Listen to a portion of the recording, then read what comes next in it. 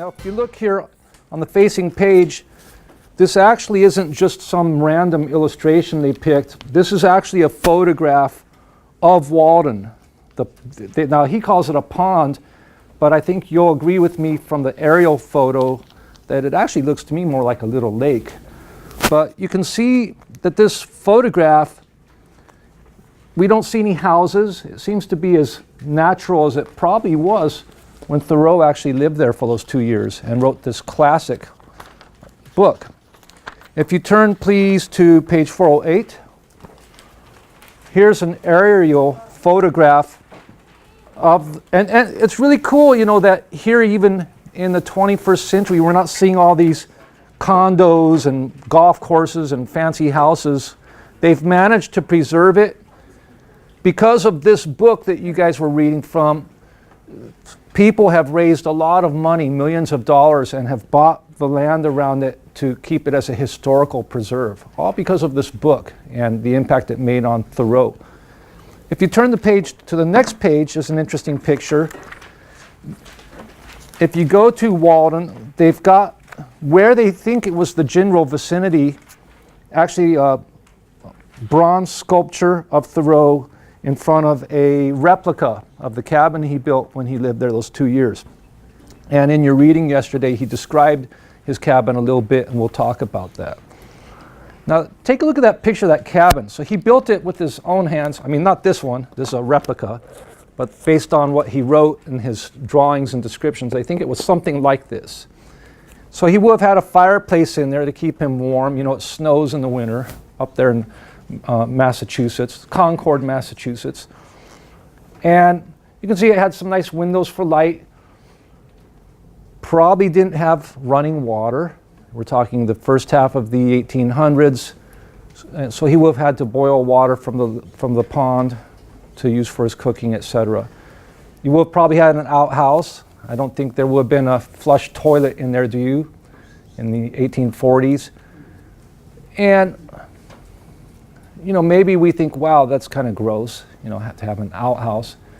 But that's just how it was back then. Most people didn't have what we would today have as our modern conveniences. So given the world he lived in, that was what he had. It's just the bare necessities. As you can see, it's small, probably about from that wall to this row here.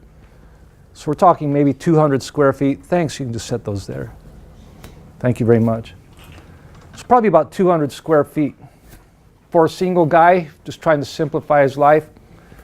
And he does tell us in Walden that he didn't do his cooking in there when it was nice out. He would actually make a little cooking fire out in front and prepare his coffee, and he even learned how to make his own biscuits in the morning.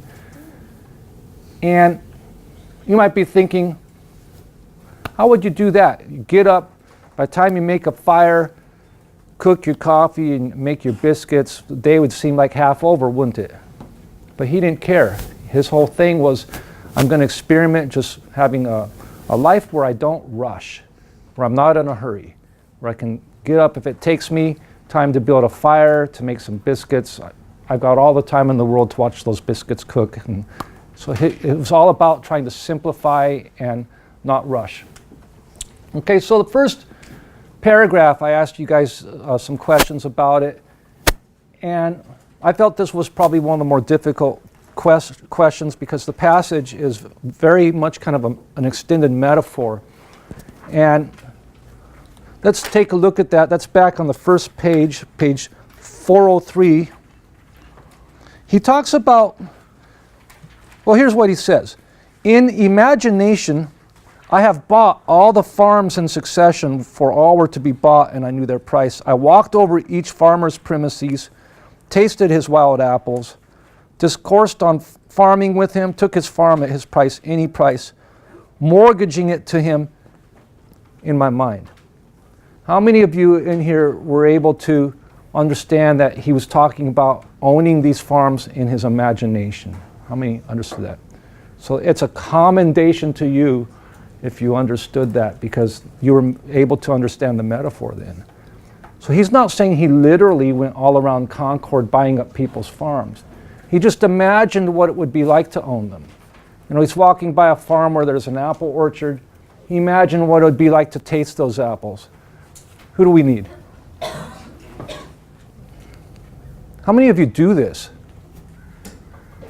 You actually own things in your mind. Does anyone else do that? In your imagination, you just own it. So it's not that unusual. In fact, here's what I do. I can't even help it. It's just naturally, my mind kind of goes there. When I'm traveling and I get out of my car, or if I'm hiking and I come to some clearing and it's just a great view. Has that ever happened where you're hiking and you just see a great view and you think, wow, I would put my house right here. This would be my front room window right here. And you're looking out and imagining this is where I'd put my house. Or if you're driving and you see a really beautiful cliff and you think of having your house there. Do you guys ever do that? Think about, if you're on the bluffs, above a beautiful beach, what would it be like to live? Isn't it true? So some of you do this.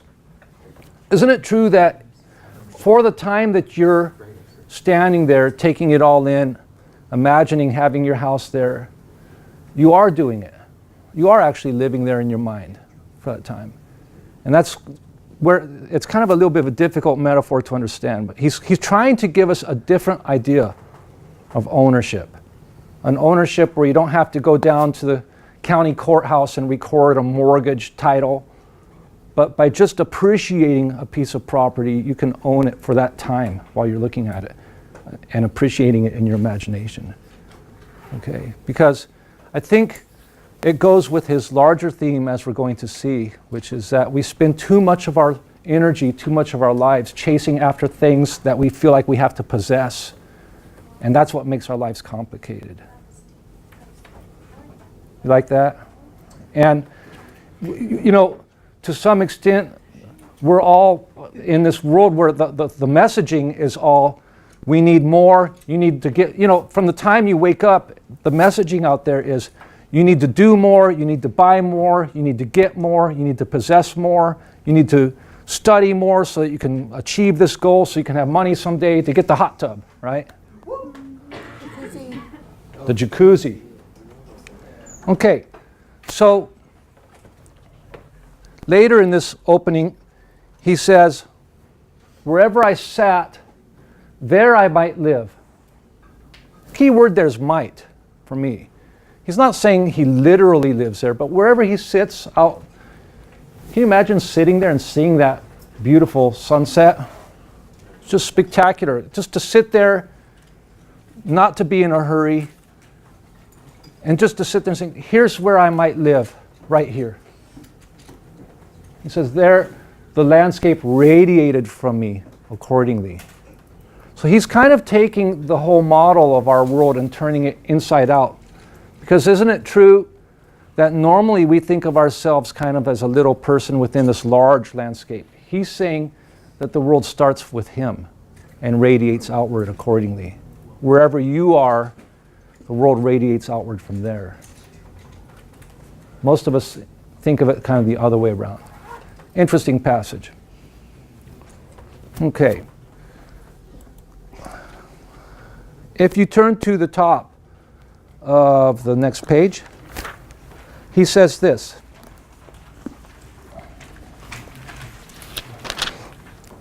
He says, an afternoon sufficed to lay out the land into orchard, woodlot, and pasture, and to decide what fine oaks or pines should be left to stand before the door, and whence each blasted tree could be seen to the best advantage. And then I let it lie, fallow, perchance, for a man is rich in proportion to the number of things which he can afford to let alone. So once again, this is Thoreau thinking in the opposite direction from how we normally do. If he were to get a farm, he'd say, I'd do an inventory and see what trees I could leave, instead of which ones do I need to cut down to get the firewood, or which field do I need to cultivate and plow? Which ones can I afford to just kind of leave alone? Because, why? A man is rich in proportion to the number of things he can just leave alone. First thing we do when you get a piece of property, we want to start changing it, don't we? Right? You get a new job, you want to go in and start changing everything. His thought is, maybe just leave it alone. Let's redefine wealth. Okay, so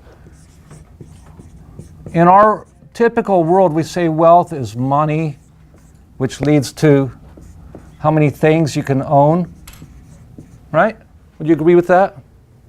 Is that not how we define wealth? You have a big stock portfolio, you own some real estate, you have nice cars because of the money, so you're wealthy. Here's what Thoreau does to this. He says, no, this is not wealth. You're rich in proportion to the number of things you could leave alone, the number of things you cannot own. Because for Thoreau, this isn't wealth, but rather wealth equals freedom and time. And see, here's the thing. If you're chasing after this, you're having to give up, 8 hours a day? How many hours a day do your folks work? 10? How many have folks who work more than 5 days a week? That's half the class. That's more than, my dad worked 6 days a week. He was a contractor. I have a friend who works 7 days a week. How much freedom do you have?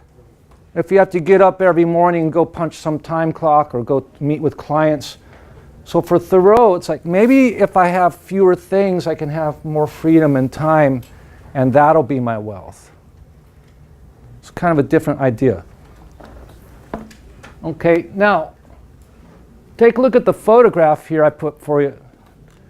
So this is like one of those mansions that got swept away in Montecito, right?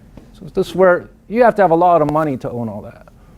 But imagine if you did own all that. I want you to just imagine that for a moment.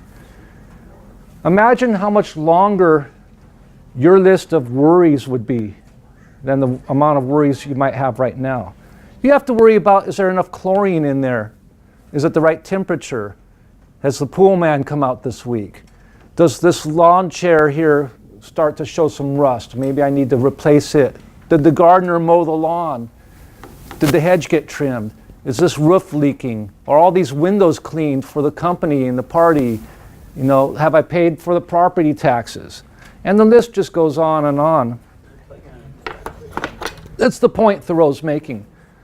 We may envy this, but to some extent, the more, if you have a 5-car garage and you have more things in there, those are each things that need maintenance, payment, labor, time, and effort to maintain and own all that. Okay. Thoreau says we don't own things, they own us. I have this property, it's about 0.45 of an acre. And the south side of the property, I've planted it all with cactus. And you can see pictures of it on my website. And beautiful plants, but they take a lot of maintenance. You think what? A cactus, you just let it grow. It's a cactus. But you actually do have to weed around in the garden, and you have to make sure that you've got things pruned, and some things actually do need watering, and there's just a lot of tending. And on our property, I've got all that landscape on just the south side, but if you look on the north side of the house, I've done nothing. It's just dirt and a couple of old trees. The only thing I do over there is I go over there once in a while when the grass is growing and mow it down. But otherwise, there's nothing really pretty to look at on the north side of the property. So my wife's always kind of on me. She said, I want you to take and do your beautiful landscape and cactus gardens, continue that around the house and go over to the north side. And she's been telling me that for 3 years. And finally I just said, you know what, you might as well stop asking because I'm not going to do it. And she said, well, why not? So because I got enough to do with the plants I've already put in. Every plant I put in is another plant to have to check on and water, prune, weed. And I've had enough. I'm a slave to my garden.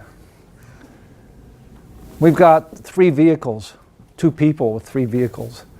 I've got my pickup, my Nissan out here. She's got her little Honda. And then we also have an SUV we use to tow our trailer when we go camping. So that's 3 trucks we have to maintain the registration, the insurance. We have to keep tires on them that are good. We have to keep them mechanically sound, keep the oil changed, wash them, pay for all the upkeep. Imagine how much simpler our lives would be if we only had one. So that's the point Thoreau's making here, is that we're rich in the number of things we can leave alone. Food for thought. He finishes that long paragraph. This is right in the middle of page 404. Several of you asked me yesterday what this meant, and you were responding to this in your papers, right? And we all know a monarch is a king, some kind of a ruler, an absolute ruler.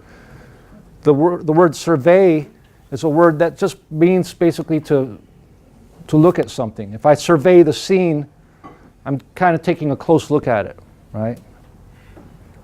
So he's saying here that everything I'm looking at closely, I'm the king of it, right?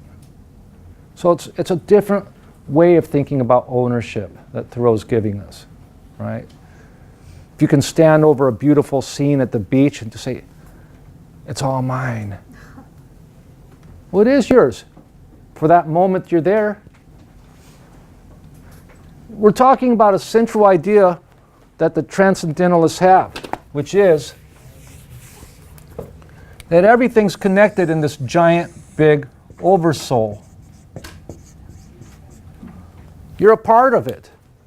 It's a part of you, you're a part of it. Wherever you are, you could say that you kind of have it as your own personal domain. It's your own world.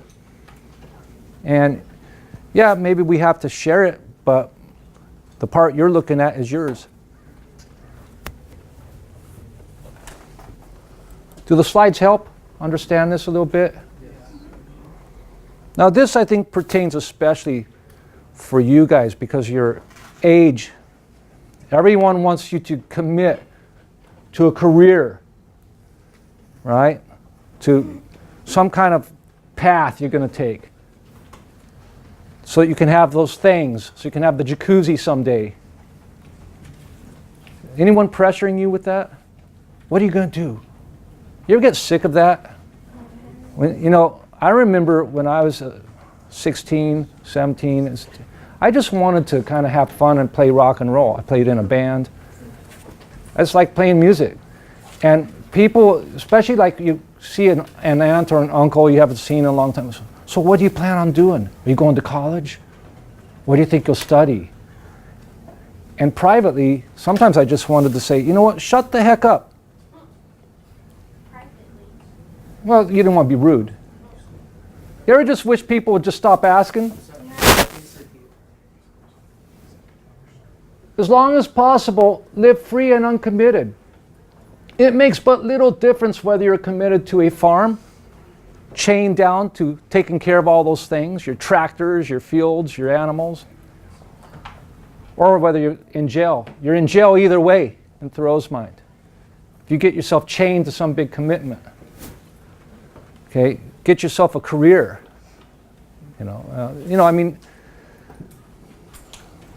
Is it plausible that you could actually live your life without committing to anything? That's what he tried to do out by the pond where he built his cabin. Just to get up every morning and just do the essentials.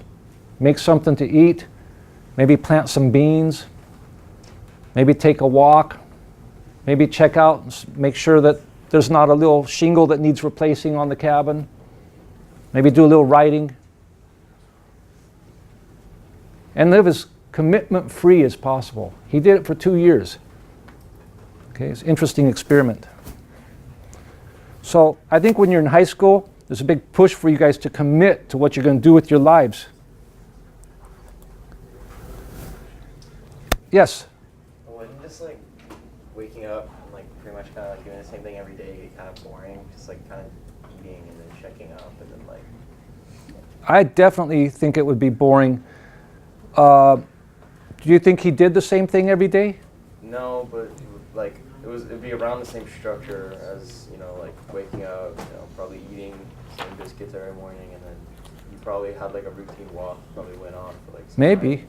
I don't know, I just couldn't like do the same thing. Well, we all have to wake up and eat, so there are certain, but in terms of, Wake up and go to school every morning. well, keep in mind this. Well, and he would not have agreed with how we go to school, like how we're learning right here, you know, with this, you know, whole process of kind of putting you all on this assembly line. He wouldn't really agree with that. But keep in mind, the whole thrust of his argument is if we're chasing after fewer things, we don't have to work for the man so much, and that gives us the freedom to do what we want. So I think he would agree with you, actually. So this was a part of the poem I was wondering if anyone understood it. I had someone this morning in period 1 who understood this perfectly. I'm going to see, that's the challenge, see if there's a person in here who could understand this. And this is on this page that has a picture of Athena there. He says, "The winds which passed over my dwelling were such a sweep over the ridges of mountains, bearing the broken strains or celestial parts only of terrestrial music. The morning wind forever blows, the poem of creation is uninterrupted, but few are the ears that hear it. Olympus is but the outside of the earth everywhere." And you have a little sidebar here on what Olympus, it's actually a real mountain in Greece, but in mythology, Olympus was what? The home of what? Of the gods, yes. So he's comparing the wind that's, now remember, he tells us that the winter came that first year before he finished building his cabin. And by the way, tomorrow I'm going to be having you guys design your own cabin, and you're going to make it however you need it to fit your needs. We're going to be talking about that. That'll be kind of fun. You guys tomorrow get to be architects, or Friday, our lesson. I'm going to be giving you a grid for the second hour. First hour, we're going to do book interviews. Second hour, you guys are going to be architects designing your own personal cabin. What would you have to have in it to be happy? And that's going to say something about your values. It's going to be interesting to see what you say. So the winter came before his cabin was finished that first year, and the wind was coming through between the boards. He didn't have all the shingles on. Did you follow that much? So here he's comparing that wind that blew through to being a song coming from Mount Olympus. Why is he kind of extolling and praising the idea of the wind coming into his house? Why is that a good thing for him? Did anyone figure that out? It's a tough question. Have an idea? Maybe because in our day-to-day lives here, wind is just wind to us, and when you're out in the, like where he is, Outdoors or? yeah, outdoors, nothing like interrupting, and you're just like listening, like for example, like the river, the sound of the river. Sure, yeah, so maybe it's a way not to take things for granted that in our rat race we kind of overlook. I would agree with that. Any other comments, thoughts on that? Look at the last part. Olympus, the home of the gods, is only the outside of the earth everywhere. What's he saying about outdoors versus indoors? Out there, that's the home of the gods, the outdoors. The idea of the even if it's kind of a little chilly, having the outside coming into your house is a wonderful thing. Okay, so I think one thing we see in Thoreau is a real appreciation for nature. Okay, now we have a happy homeless person. Have you ever seen a happy bum? A happy homeless person? This guy looks pretty cheerful. Let me ask you this. Have you ever met a homeless person who enjoys being homeless? No. You have? Yeah. So they exist. So not everyone who's out there on the street is there because of bad luck. Maybe some it's a choice. Would you agree with that? And I kind of think Thoreau in his way kind of has a lot of kind of empathy for these guys. He says, I did not wish to live what was not life. Living is so dear. I wanted to live deep and suck out all the marrow of life. So as if life was like a lamb chop, you know, just to get every last little bit of nutrition out of the lamb chop. To live so sturdily and Spartan-like as to put to rout all that was not life, to cut a broad swath and shave close, to drive life into a corner and reduce it to its lowest terms. You have a footnote there on Spartan. And Sparta was part of the ancient Greek city-states. And if you've ever heard of the Peloponnesian War, those were the Spartans who attacked the Athenians. People in Sparta were very militaristic and very disciplined, and they didn't have much of a personal life. They were pretty much lived a very kind of simple, basic life, and they were about serving in the military. Yes? I've heard that like if like a baby was born with like a birth defect, or if it wasn't like perfect or normal, they'd like throw it in like their ditch of like just like dead babies. That could be. Yeah. I wouldn't be surprised. Like, So, but the way he's using the word here is we've acquired kind of an idiom with that word Spartan. If you said he has a very Spartan existence, or if you said his classroom was very Spartan, you're basically meaning there aren't very many decorations or extra things. It's very basic, kept very unadorned, very disciplined, very strict. Okay, so he's saying I wanted to make kind of a real Spartan lifestyle. What he's basically saying here is I wanted to get rid of everything that wasn't essential. So I want you for a moment to imagine that you wake up tomorrow and you set aside every single thing you don't absolutely need. Imagine no phone, no internet, no electronics of any kind. Imagine no transportation with wheels. You have to walk wherever you want to go. Imagine no ways to process foods. You have to do it all from scratch. That's what he wanted to try. And he wanted to see what would be left. What would life feel like if I got rid of all these other little things? And now remember, this was written in the early 1800s, before even the Civil War. The United States didn't even have a crisscross of train tracks yet. You know, the railroads were just coming on the horizon when he was writing this. You know, steam power was very new, but the industrial age was starting to ramp up at that time period. The telegraph lines hadn't come out yet, so you couldn't send a Morse code telegram.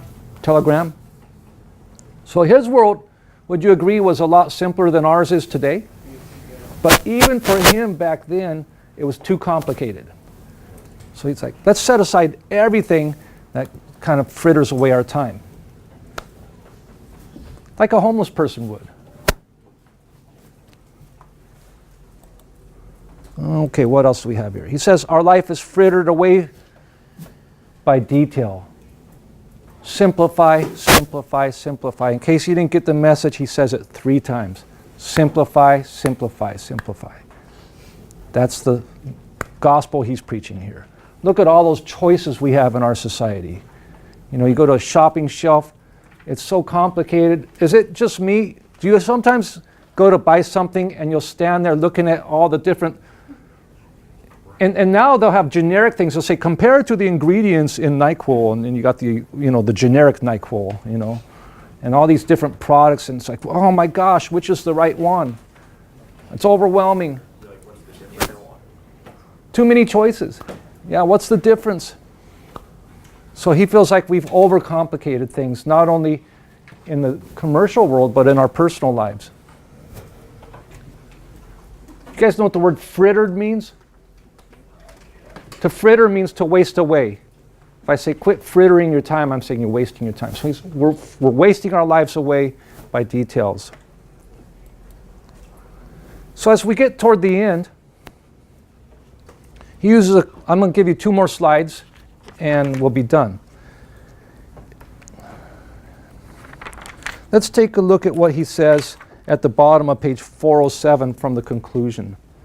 I think this is a really moving passage, and it's a great metaphor, and I really commend you if you were able to apprehend what he said here. He says, the surface of the earth, this is at the bottom of 407, the surface of the earth is soft and impressionable by the feet of men, and so with the paths which the mind travels. So he's comparing a path through the woods to a path through the mind. And have you ever noticed that when something makes a path, that path gets more and more worn over time? Have you ever noticed that?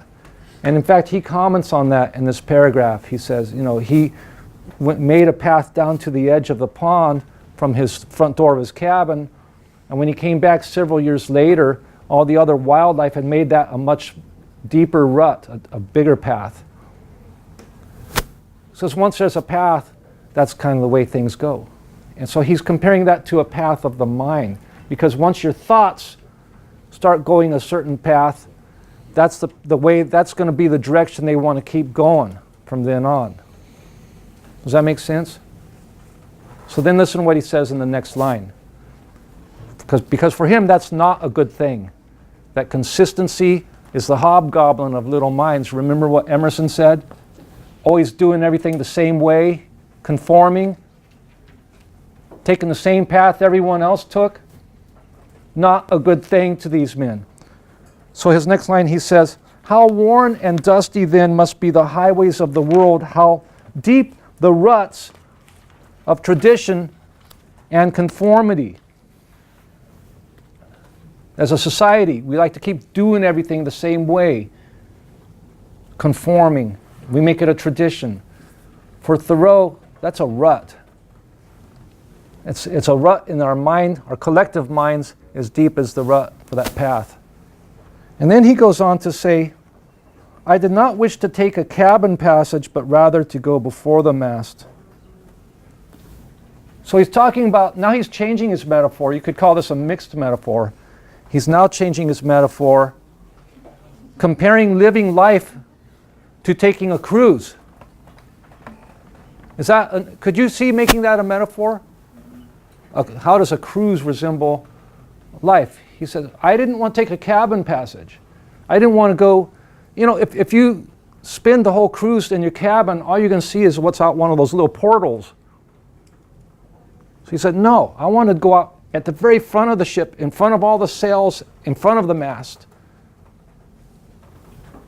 For there I could best see the moonlight amid the mountains, which he owns, right?